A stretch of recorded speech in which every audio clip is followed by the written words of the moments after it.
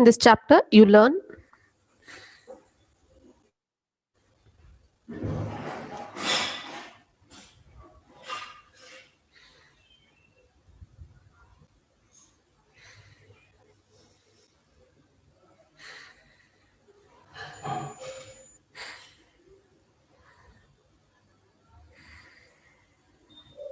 cite examples of static electricity from everyday life.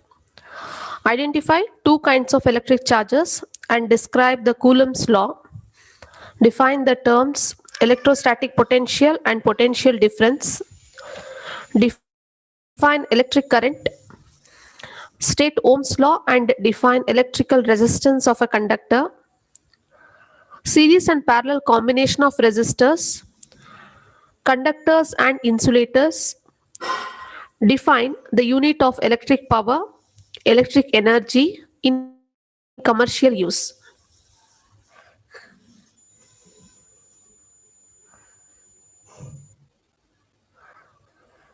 So let us understand what do you mean by static electricity.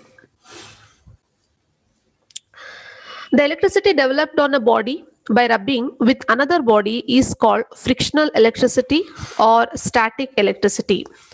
So the SI unit of current is ampere. So this static electricity we come across in our everyday life. So what is the static electricity? At the right side, we have a diagrammatical representation for the static electricity.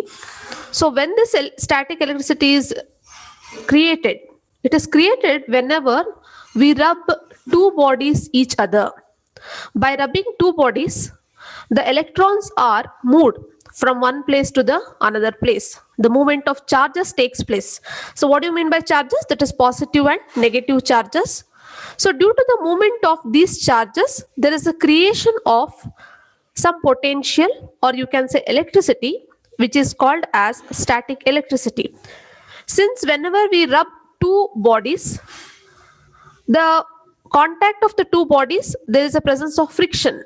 So we can call this static electricity also as frictional electricity. So what is friction? Whenever we rub two bodies each other, due to the contact, a force is created called as friction. So we can say that is a frictional electricity. So we come across so many activities in our daily life about static electricity. I have taken a very simple example, like electric charge is all around you. We can say electric charge is present all around you, like when your hair stands on end after you take off a hat. So most probably whenever we remove our hat, we come across that our hairs will stand, right? It will stand straight. It is because of static electricity. So we have so many examples to quote in our daily life. For example, whenever you rub two hands each other, there is a creation of warming between them. Or else whenever you fold a silk cloth which has been ironed, you feel like there is some creation of a sound. It is because of static electricity. Or whenever we sit on a plastic chair, our hairs will stand. Hairs on a body will stand little bit straight. It is again because of static electricity. That is, whenever our skin come in contact with a plastic chair, there is a creation of a electricity called as static electricity. So we have so many examples in our daily life, but we say it as a static electricity. Let us study in detail about it.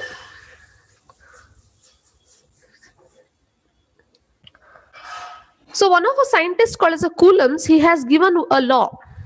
So how this force of attraction will act between the two bodies. He has given his law called as Coulomb's law. Let us study what it is. The magnitude of force of attraction. The magnitude of force of attraction or repulsion between 2-point charges. Between the 2-point charges is directly proportional to the product of the quantity of two charges and inversely proportional to the square of the distance between them. Yes, so this is called as a Coulomb's law. What it says? Coulomb says that he has given the how this force of attraction will act between the two bodies. He has given a formula. So you have a diagrammatical representation at the right side. Let us understand it in detail. So according to the Coulombs, he is telling 2-point charges. So let us take Q1 and Q2 as 2-point charges. You have there, right? A blue and a red color. Let us say Q1 is a 1-point charge and Q2 is a another point charge. So there is a force of attraction between them. If there is a presence of force of attraction between them, how does it act? So it will act based on Coulomb's law. What he says, the force is directly proportional. It is directly proportional to the product of the two quantity charges, that is Q1 into Q2. It is a product of the two quantity of charges Q1 and Q2, and it is inversely proportional to the square of the distances separating them. Like for example, Q1 and Q2 are separated, say by the distance R. If R is say 2 meters, so we can say it is a 2 square, that is 4. So he told it is a product of the two charges and inversely proportional to the square of the distances separating them. So this force or this formula was been given by a Coulomb, and it is called as a Coulomb's law. Almost all the charges, whatever the substances get attracted on this universe, they follow the Coulomb's law. So this is about Coulomb's law we studied. Let us understand some of the important concepts. So firstly, it is a cell. What do you mean by a cell? A cell is a device in which chemical energy is converted into electrical energy. So SI unit of a potential is volt. So it has some potential, right? So what is its SI unit? Called as it is a volt. So what is a cell? You might have come across in your daily life a cell, right? What is its actual job? Its job is to convert a chemical energy into electrical energy. When we connect two cells each other, it becomes a battery, right? It becomes a battery. So you might have seen in a battery, like torch we use the two cells in it, right? So this cell consists of chemical energy. Its job is to convert it into electrical energy. The combination of a cells is called as a battery. As I told you, when we connect the two cells, it becomes a battery. Now, we will move upon to the next very important concepts. We will understand the differences between the conductors and insulators. So, whenever we study the electric charge chapter, the most important concepts, that is conductors and insulators. So, what is a conductor? The conductors are the materials which allow the electric current to flow through them quite freely. They allow the electric current to flow through them freely. For example, most of the metals like silver, copper, aluminium, they all are conductors. So conductors, what are conductors? Which allow the current to pass through them easily or freely. They are called as the conductors. Most of the metals like silver, copper and aluminium are the conductors. Coming to the insulators, insulators are the materials that is quite opposite to the conductors. Insulators are the materials which do not allow the electricity to flow through them easily, or you can say freely. Those are the insulators. So we have an examples for the insulators, like we have rubber, glass, oil, even diamond and dry wood. So these all are insulators. They do not allow the current to pass through them. They are called as a insulator. So only whenever we do some electrical work, we stand on wood and do, right? Because it doesn't allow the current to pass through them. Even rubber also. So only electrical wires are being binded with the rubber insulation, because it doesn't allow the current to pass through it. So these are the insulators. We can say the insulators are the bad conductors of electricity also. They also called as bad conductors of electricity.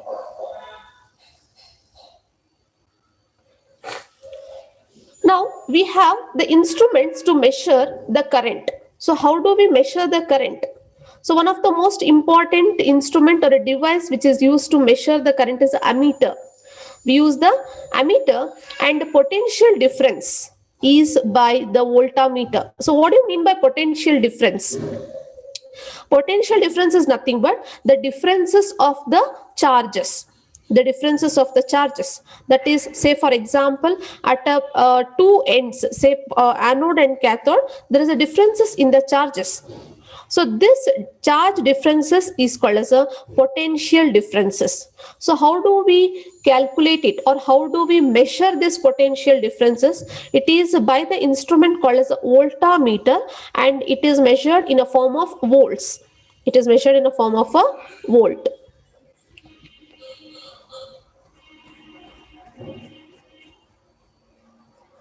Now, next important concept, that is the resistors. So we learned about insulators, we learned about conductors. Now let us understand what do you mean by resistors. The resistors are nothing but they are the wires having a desired resistance for use in an electric current is called as a resistor. So usually resistors are in a form of a wires. So they have a certain capacity to face a certain amount of current. They do not allow the current to pass through them easily, but they allow a certain amount of current to pass through them. So those wires which are being used in an electric circuit, they are called as resistors.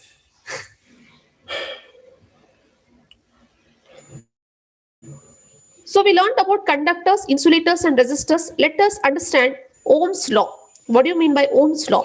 It's the name of a scientist, Ohm, who has given his law to understand about the relationship between the voltage, current and the resistance. So what does it states? Ohm's law states that the current flowing through a conductor is directly proportional to the potential differences applied across the ends of a conductor, provided temperature of the conductor remains the same. So what does he says? Ohms says that the current which is flowing through a conductor is directly proportional to the potential differences. It means as the potential differences increases, the current also increases. If the potential differences decreases, the current also decreases, provided temperature of the conductor should remain the same. The temperature should be constant. The SI unit of the resistance is, he has given, that is a ohm. What is the SI unit? It is a ohm. So let us see in a mathematical form of Ohm's law. So what is Ohm's law here? I is equal to V by R. So this is actually a mathematical representation of Ohm's law. What do you mean by I? The I is nothing but it is an electric current. It is always denoted by I. It is equal to, means it directly depends on V. What do you mean by V? That is a voltage. Voltage is also known as potential differences. Voltage is nothing but here potential difference. As Ohms, he stated that current depends on potential difference, that is volt, that is V, and it is inversely proportional to the resistance. So what is resistance? That is a R. So we can say I is equal to V by R. So this is called as a Ohm's law.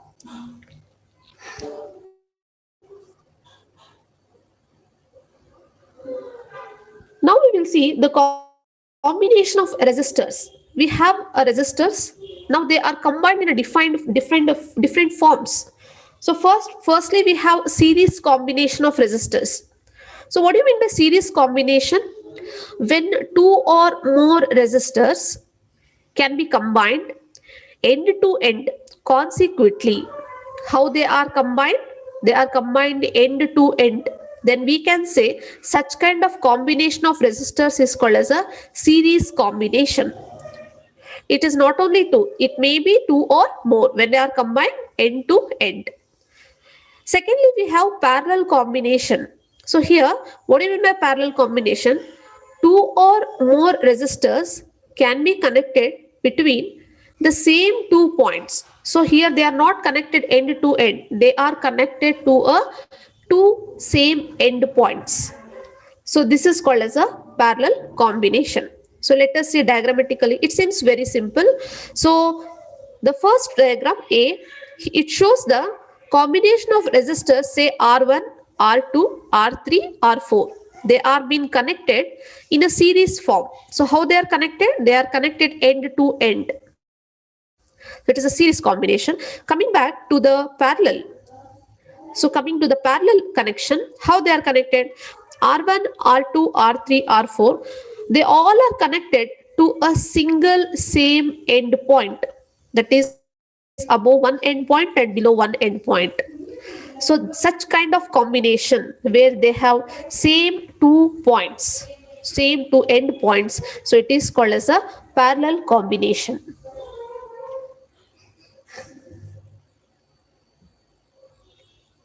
Okay, we'll move to the electric power. What do you mean by electric power?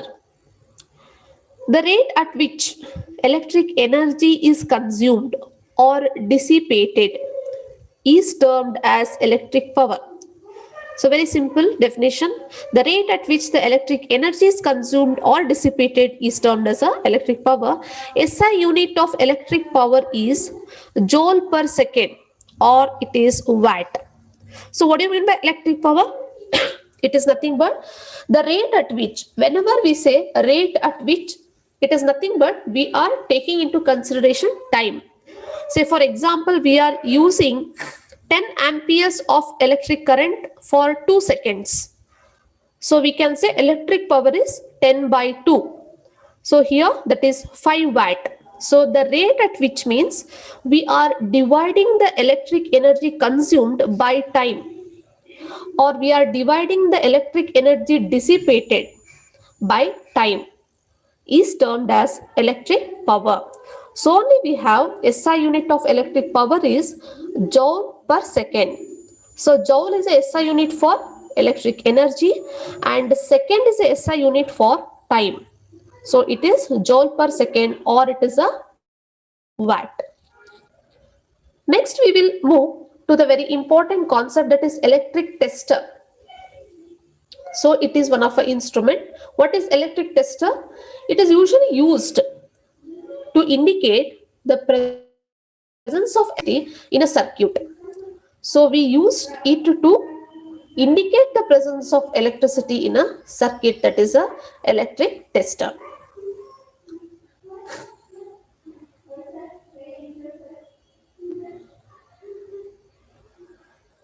Thermal power plant.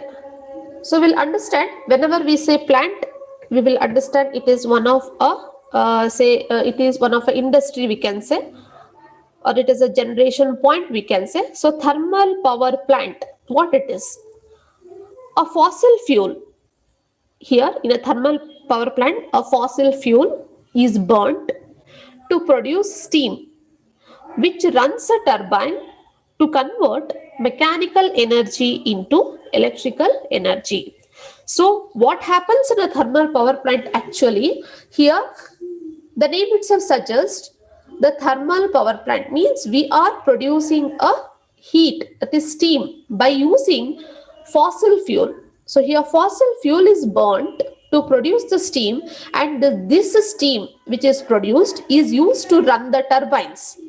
So whenever these turbines will run, they create some energy, that is a mechanical energy. In other words, we can say it is a kinetic energy. The kinetic energy of the turbines is converted into electrical energy. So that is nothing but the concept of a thermal power plant. So we have an example, that is Namrup thermal power station, which has been present at Assam. We have at Assam. Now next important power plant we have, that is an atomic power plant. So what happens? What is the principle of working of atomic power plant? Here nuclear energy. So here what it is? Nuclear energy is obtained from a fissionable material like uranium, which is used to run a turbine. So what do you mean by fissionable material? Fissionable is nothing but a material which can be broken down. So here fissionable material is the uranium. We are taking a uranium. Whenever a uranium is being broken down, a huge amount of energy is released, which is nothing but nuclear energy. and this energy is used to run the turbines, which is used to run the turbine, and this turbine creates electrical energy.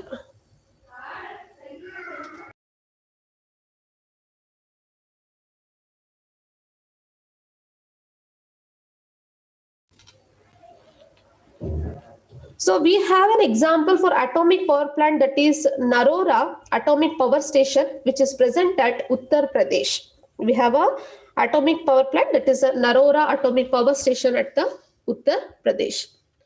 Next we have hydroelectric power plants. So what do you mean by hydroelectric power plant?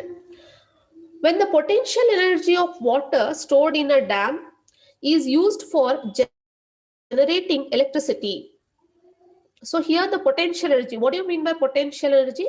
The stored energy, or you can say the energy due to the position of an object is called as a potential energy. So here the potential energy of water which has been stored in a dam is used to generate the electricity, that is nothing but called as a hydroelectric power plants.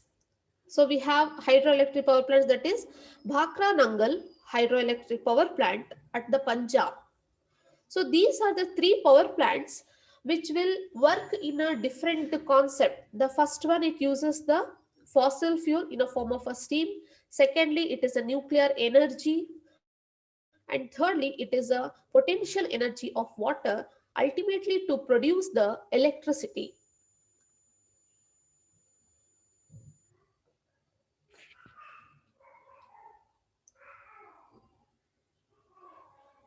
So we'll discuss some of the question answers based on this topic.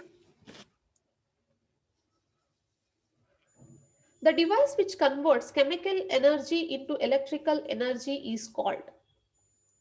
Is it an electric fan or electric generator, electric cell, or an electric heater?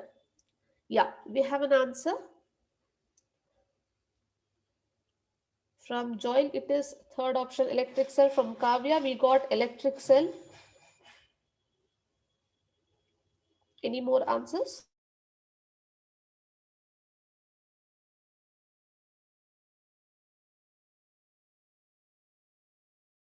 Third option, that is a electric cell.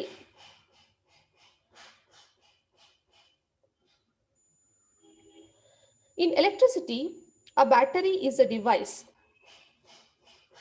consisting of one or more electrochemical cells that converts stored chemical energy into electrical energy. So as we already studied about electric cell, what is its job? Its job is to convert the chemical energy into the electrical energy. So its answer is electric cell. Whereas electric battery is a combination of two or more cells, is a electric battery.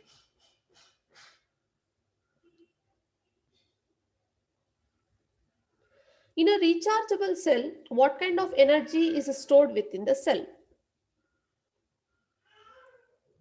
Is it energy, potential energy, chemical energy, or kinetic energy? So what kind of energy is being stored in a rechargeable cell? Electrical energy, potential, we know about potential energy, chemical energy, kinetic energy, that is energy due to motion. Okay, from Priyanka P. Okay, we got first electrical energy. Okay, so kinetic energy or chemical energy. Any more answers? Okay, from Joel, it is third option. Yeah, it's a chemical energy. Fine. So we'll see the answer, that is a third option, that is a chemical energy. In electricity, a battery is a device consisting of one or more electrochemical cells that convert stored chemical energy into a electrical energy. A battery is a device that converts a chemical energy into the electrical energy. It consists of number of voltaic cells. So it doesn't makes any difference. It may be rechargeable or non-rechargeable. A cell always consists of chemical energy which converts into electrical energy.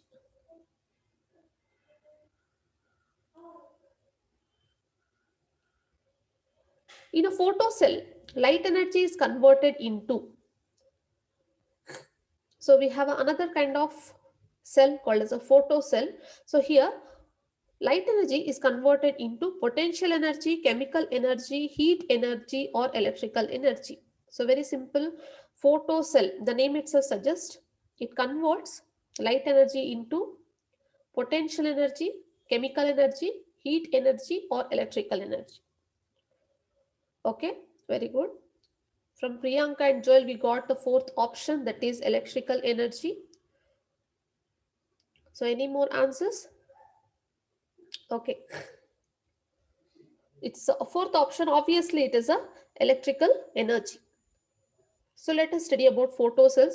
What do you mean by photocell? Photocells are scientifically known as photoresistors. A photoresistor or a light dependent resistor is a resistor whose resistance decreases with increasing the instant light intensity. In other words, it exhibits photoconductivity. So it always works with the help of a light.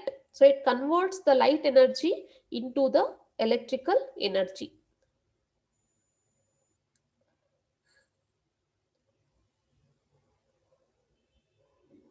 A transformer. So we have seen a transformer in our everyday life, right? So what does it do? It converts DC to AC. So DC is a direct current to alternate current. It is used to decrease or increase AC voltage.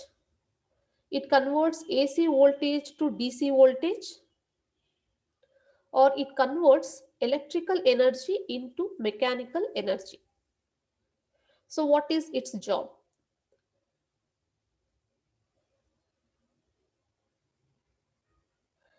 DC to AC, first option from the Joel. Okay. Second one from Priyanka is used to decrease or increase the AC voltage. Okay. Fourth one from Varsha, that is converts electrical energy to mechanical energy. How come? Think of it. A transformer. We have seen a transformer, right? So what is its job? It's not fourth option. Okay. So the right answer is it is used to decrease or increase the AC voltage. So we have seen transformer, right? A transformer is a passive electrical device.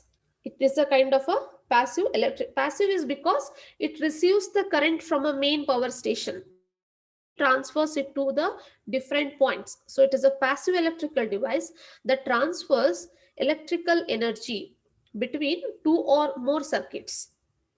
A varying current in one coil of a transformer produces a varying magnetic flux, which in turn induces a varying electromotive force across a second coil wound around the same core.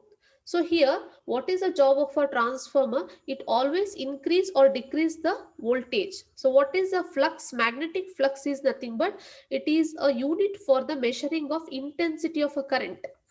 It is the intensity of a current. We measure in the form of a flux, right? So transformer always increase. Whenever there is an excess of voltage, it will decrease the voltage. Whenever there is a less voltage, that is low phase, it will maintain the voltage which has been transferred to the different points. So it is used to increase or decrease the AC voltage. Electric current in a metal wire is due to the flow of. So we have a metal wires. So electric current flows in it. It flows due to the flow of electrons, protons, ions, or holes. Okay, Kavya, we got first option. From Joel, we got first option, that is electrons. Good. Any more answers? It is the first option, that is electrons we got. Okay. It is first answer, obviously. It is due to the flow of electrons. An electric current flows when electrons move through a conductor, such as a metal wire. Metals are good conductors of electricity. Electricity passes through metallic conductors as a flow of negatively charged electrons. So, electricity is present whenever there is a flow of negatively charged particles called as the electrons.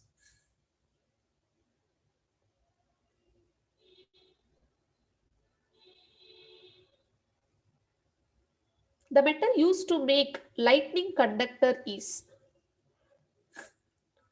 the metal which is used to make the lightning conductors is iron, aluminium, copper or zinc. Okay, from Priyanka, good. We got the third option, that is copper.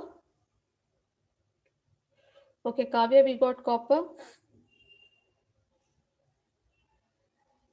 So you might have seen fixing of a rods on the top of a buildings, right? So they are lightning conductors. What they are made up of? They are made up of iron, aluminium, copper, or zinc. So we got an answer, that is a copper. Fine. So we'll see the right answer is copper. Very good. That is third option. A lightning rod is a metal rod or a metallic object mounted on the top of a building, right?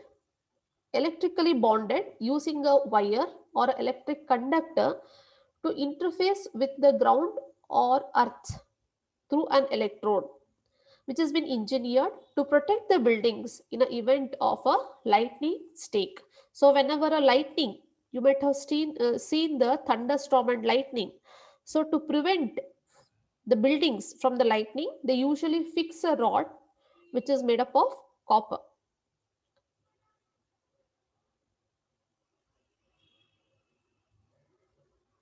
A bird sitting on a high tension electric wire does not get electrocuted because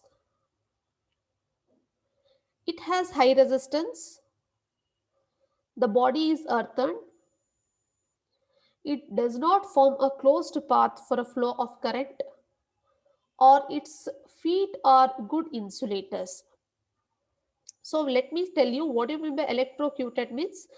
It means the electricity will not pass through its body, means it will not die due to the passage of electric current. So what is the reason they are asking? I got from Priyanka, the body is earthen. They're asking bird is sitting on a high tension electric wire. Though it is sitting on a high tension wire, it will not die. So third option, it does not form a closed path for a flow of current. So how does it does not form? You should say that is the answer. How it will not form a closed path? From Joel we got third option. It does not form a closed path. Why? Why it will not form a closed path? It's your idea is true. So it has a high resistance. Does the bird has high resistance? Is the body of a bird is earthen, or the bird does not form a closed path? Yes. From the Joel we got its feet are good insulators. Yeah. The answer is fourth option. Its feet are good insulators. Since its feet are good insulators, it does not form a closed path for the flow of current. Birds don't get shocked.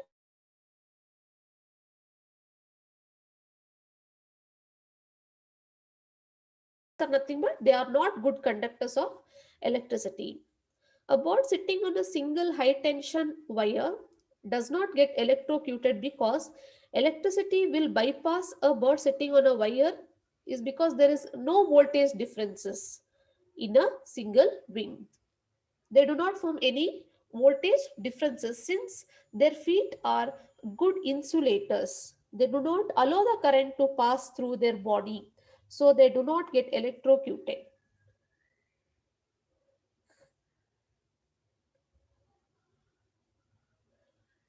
Which of the following is a good conductor of heat but a bad conductor of electricity? So there is a one exception here. Which is of them is a good conductor of heat but it is a bad conductor of electricity? Celluloid?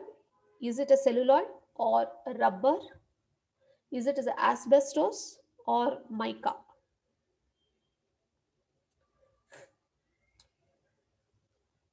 So any answers? It is based on your knowledge. Is it a celluloid? Yeah. Rubber, asbestos, mica. From Priyanka, we got it's a mica. Good. It is a good conductor of heat, but a bad conductor of electricity. Any more answers?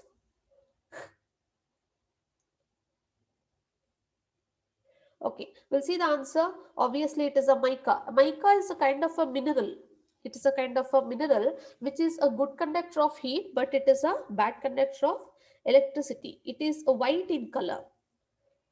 Free electrons. So what do you mean by good conductor of heat and bad conductor of electricity? So here, free electrons are required for the conduction of electricity. Mica is extremely good conductor of heat, while it provides a high level of insulation. So it is a bad conductor of electricity. It is only the mica which acts as a good conductor of heat and as a insulator. That is a bad conductor of electricity.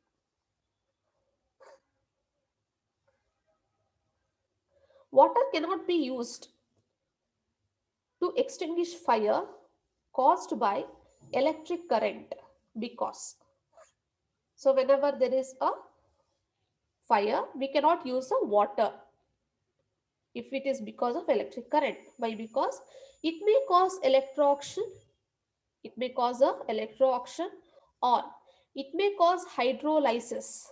It may cause a hydrolysis. Very good, from Kavya, very fast. It may cause electrolysis. So third one we got, it may got the electrolysis, or it may spoil the wiring.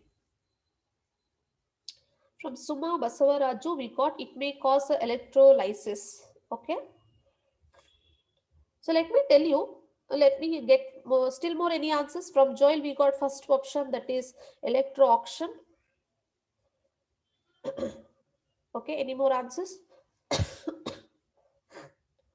Electrocution and electrolysis. So you should understand these two are the confusing point. Electrolysis is nothing but whenever we lyse an object, whenever we lyse a substance. For example, say sodium chloride. Priyanka, we got electrocution. Good.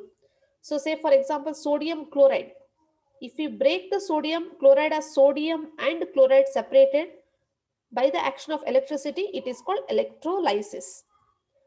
They're asking what happens when we put the water whenever there is excess of fire due to electric current.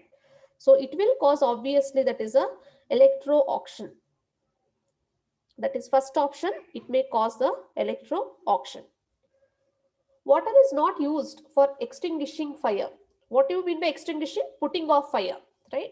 For extinguishing fires caused due to electrical faults, because water is a good conductor of electricity, right? There will be excess of electric shock, you can say, since it is a good conductor of electricity. If water is poured on an electric wire, the water could conduct the electricity, causing the person trying to extinguish the fire to experience an electric shock. Ultimately, what happens? The person will die, which is nothing but called as a electrocution.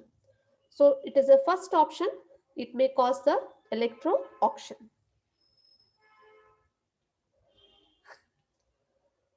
Conversion of heat into electrical energy is achieved by using. Okay, because we got an answer from hydrometer. Okay. So just go through it. Conversion of heat into electrical energy. You can say electricity in a form of electricity is achieved by using ammeter, hydrometer, voltmeter, or thermometer. From Kavya we got that is thermometer. Very good.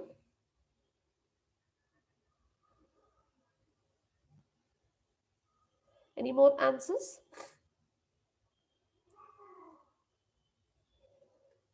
Conversion of heat into electrical form energy is achieved by using ammeter, hydrometer, voltmeter, or thermometer. Okay, it is a fourth option, that is a thermometer. See, hydrometer, ammeter, or voltmeter are the measuring devices. So here it is only the thermometer which converts the heat into electrical form. So it is a thermometer. Thermoelectrical generator, also called a Seebeck generator, is a solid state device that converts a heat flux, that is a temperature differences, directly into electrical energy through a phenomena called as a Seebeck effect. So how does it converts? By a phenomena called as a Seebeck effect, which is a form of a thermoelectric effect.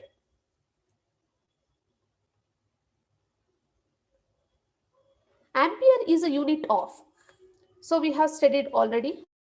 about this ampere, it is a unit of electric field or magnetic field or electric current, or is it a resistance? Superb. From Kavya we got the third option. Priyanka we got the third option, that is a electric current. We studied about it. So ampere is a unit of, that is electric current. From Joel, it is a C option, that is a electric current.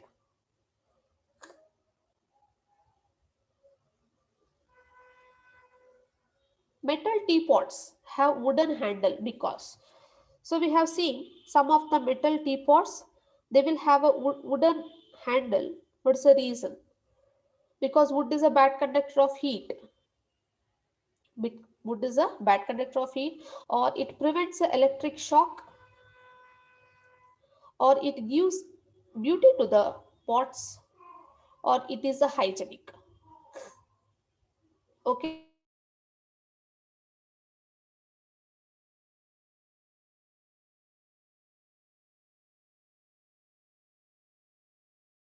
answers, it prevents a electric shock. From Priyanka we got because it is, wood is a bad conductor of heat.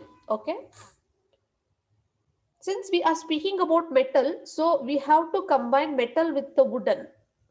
So it is a second option, that is it prevents.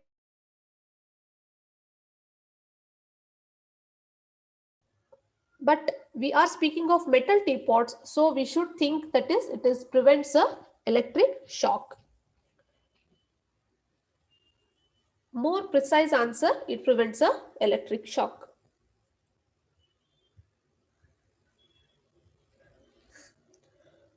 Two bulbs are fitted in a room. So we have a two bulbs which are fitted in a room in a domestic electric installation. One of them glows brighter than the other. We have two bulbs which are been fixed in a room for a domestic electric installation. One of them glows very brighter than the other. Then what we can decide? The brighter bulb has a smaller resistance. The brighter bulb has a smaller resistance, or the brighter bulb has a large resistance. Does it depends on a large resistance? Priyanka, we got, just let me complete. Both the bulbs have same resistance. So do we have both the bulbs same resistance or none of this?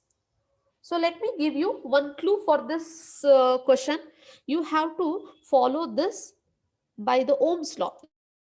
You can answer this very easily with the help of Ohm's law. So what they're telling, okay, from Kavya we got first option, yeah, that is brighter bulb has a smaller resistance. Okay, any more answers? Let me, Suma Basuraju, none of this. Why none of this? We have a relation between the current, resistance and voltage with the help of Ohm's law, right? So that is I is equal to V by R, right? So here they are telling one is glowing brighter and another is not glowing brighter. So how is the resistance related to it? So it is a first option. The brighter bulb has a smaller resistance. The bulb is brighter in the sense current is flowing more. So we have I is equal to V by R. Then it should have smaller resistance. So first option is correct. A motor converts. So we have seen motor in our daily life, right? So what is its job? How does it works? What is the principle of its working? Okay, we got first one, Priyanka. Mechanical energy into electrical energy. Okay, motor. Yes, from Kavya. That is mechanical energy into sound energy, electrical energy into mechanical energy, C option, and none of this. From Kavya, we got C, that is electrical energy into mechanical energy. Lastly, it is none of this. So, any more answers? Okay, from Priyanka, we got yes, C, that is electrical energy into mechanical energy. Any more? Basavaraju, we got C option. Very good. That is electrical energy into mechanical energy. Okay. So here the right answer, electrical energy into mechanical energy. Most of the time we get confused between a motor and a generator. Okay. So generator usually converts mechanical energy into electrical energy, whereas a motor works on a principle of conversion of electrical energy into mechanical energy. So here option C is correct.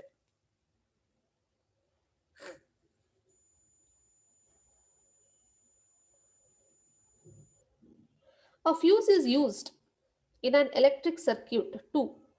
Okay, so we have seen the fuse, right?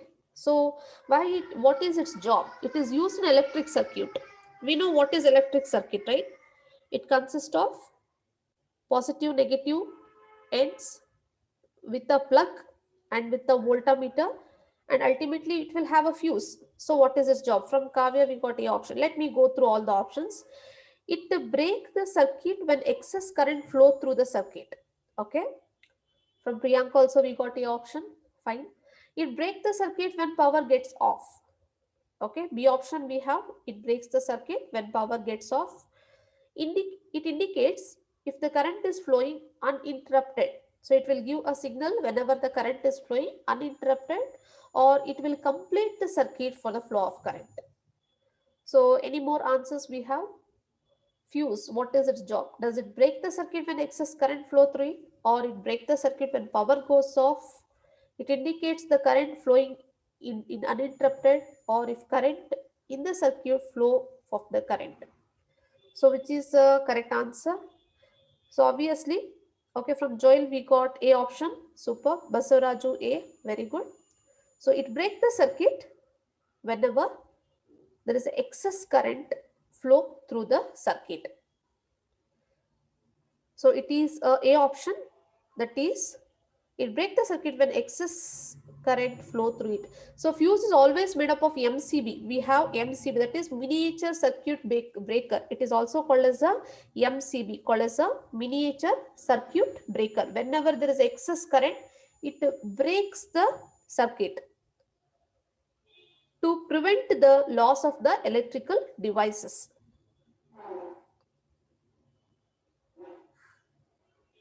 Who invented battery? So we learned about battery, right? Who invented battery? Is it Alessandro Volta, or is it is Roentgen, or is it is Faraday, or last one, is it a Maxwell? So you should have a knowledge about it. Who invented the battery out of the four options?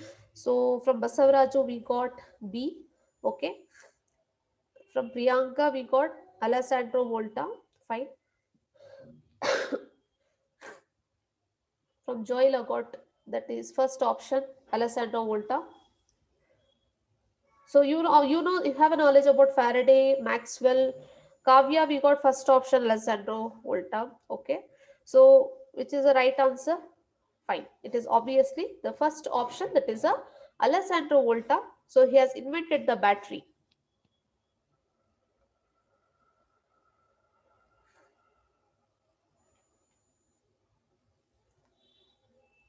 Coming to the conclusion part. So what great? Let us glance. In this chapter, you learned cite the examples of static electricity from everyday life. So we have seen so many examples of static electricity in our everyday life. Identify two kinds of electric charges. So we have two kind of electric charges, that is a positive and negative charges, and we described the Coulomb's law. We learned about the Coulomb's law, how the force depends on, right?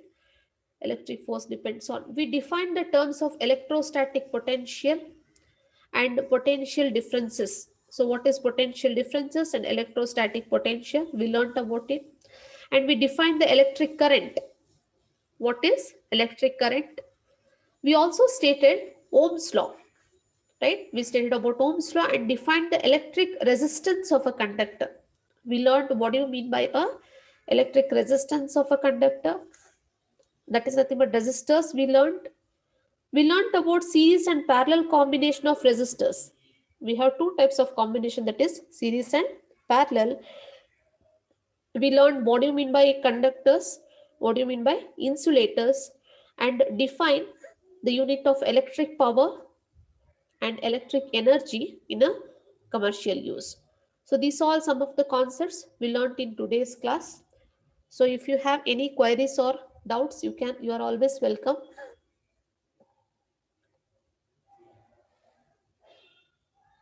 So please visit the edurapid.com website. You will have some more questions for practice. So please go through them, prepare for your exams. So any doubts? You are welcome.